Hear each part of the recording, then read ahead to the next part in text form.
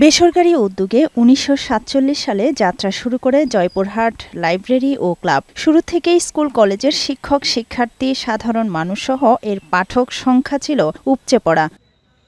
কিন্তু ক্ষমতায় থাকাকালে আওয়ামী লীগ কক্ষিগত করে রাখে জয়পুরহাট লাইব্রেরি ও ক্লাব। আওয়ামী লীগের জেলা পর্যায়ের নেতা সাধারণ সম্পাদক থাকায় দীর্ঘ এক যুগ ধরে নির্বাচন হয়নি এখানে। এছাড়া ভবনটি সংস্কার না করায় এখন অনেকটাই ভগ্নদশা ও ঝুঁকিপূর্ণ। বন্ধ হয়ে গেছে লাইব্রেরির মূল ভবন। ফলে প্রায় ২০,০০০ বই ও প্রতিদিনের পত্রপত্রিকা নিয়ে সাংস্কৃতিক ভবনে চলছে পাঠদান। দিন দিন কমে যাচ্ছে এর পাঠক সংখ্যা। দীর্ঘদিন যাবৎ এই দেশের ফ্যাসিস্ট সরকার দূর হওয়ার পরের থেকে এটা সংস্কারের নামে বন্ধ করে রাখা হয়েছে। বইপ্রেমীদের এই আস্থার জায়গা, এই জ্ঞান আহরণের জায়গাটা বা দ্রুত খুলে দেওয়া হোক। ১২ বছর যাবৎ এখানে নির্বাচন হয়নি। আওয়ামী লীগ সরকার আমলে এখানে নির্বাচন বন্ধ হয়েছিল।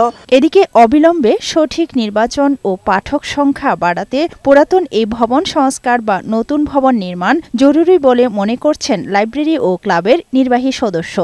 এই সংস্কার করে আবার নতুন ভবন যদি তৈরি করা যায় তাহলে আমাদের পাঠকদের যেই মনের আকাঙ্ক্ষা, যে আশা, এই জয়পুরহাট লাইব্রেরি অ্যান্ড ক্লাব আগের রূপে ফিরে আসবে। কমপ্লেক্সটা যেন অতি দ্রুত কাজ শুরু হয়। সংগ্রহের বইপত্র এবং আলমারিগুলো আমরা পার্শ্ববর্তী টিন শেড ভবনে ক্রিয়াকক্ষ এবং অফিস কক্ষতে আমরা স্থানান্তর করেছি। পাঠকরা পেপার পাঠ থেকে বিরত ছিল, আমরা ওটাও চালু করেছি।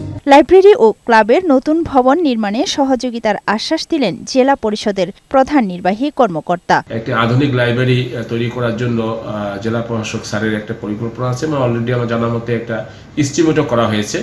এখন বরাদ্দ সাপেক্ষে হয়তো বা পরবর্তীতে কার্যক্রম গ্রহণ করা যেতে পারে। আফরোজা সুলতানা, বৈশাখী সংবাদ।